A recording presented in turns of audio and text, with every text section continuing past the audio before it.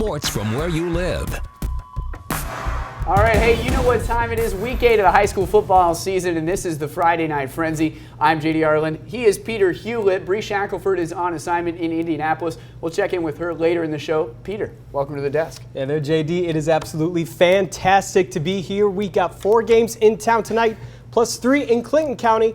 We're set up for an awesome one tonight. Absolutely. We kick off the night with our game of the week, which you were at, Logansport versus Lafayette, Jeff Schuman Stadium Rock. And Pete, take it away. Absolutely.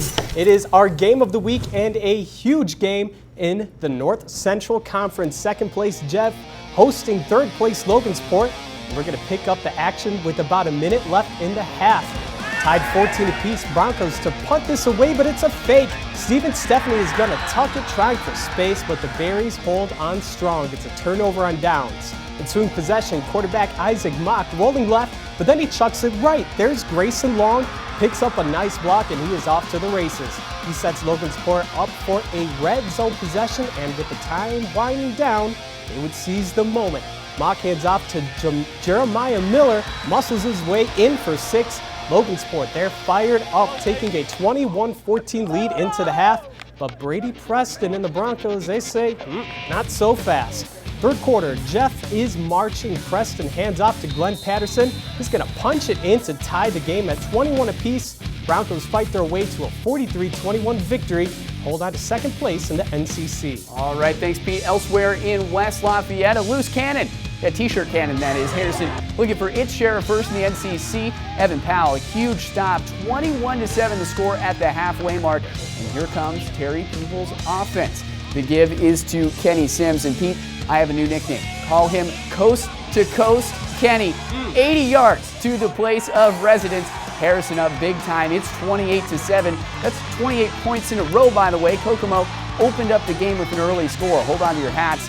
There's still a lot of football left to play. Kokomo in the red zone. Evan Barker keeps it for himself, bounces to the outside. 6'0", 210 guy is built like a brick wall. And number 4 scores for the visitors. Cats have a pulse.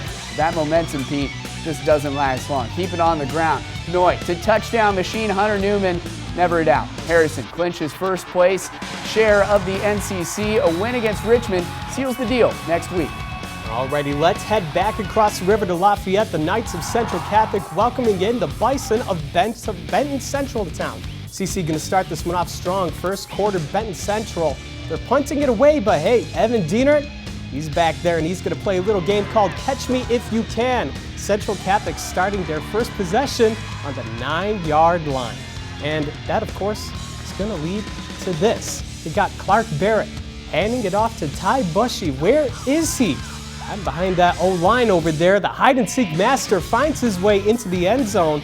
Knights up to a quick 7-0 lead, but later in the first, Bushy says there's more where that came from. Barrett, play action. He's going to drop it way over the top there. Bushy can walk in. Knights go on to win easily, 51-0 the final from LaRocca. All right, back on the west side, senior night at Gordon Straley Field. Yeah, thumbs up. RDP holding a number 1 overall ranking in the Class 3A. It's the second snap for Max Mullis, and this is 6 points for Cannon Melkai, number 25, all-time receptions leader for his school, and that's why Mullis with great pass protection. The offensive line trophy on display. Get it? Offensive line. All right, this one gets ugly quick for the Indians. Ensuing possession, Jaden Francisquina is picked off. Nate Brown, see you later. It's 14-0 after the extra point real quick, and that's the thing you love to see as a defensive coordinator.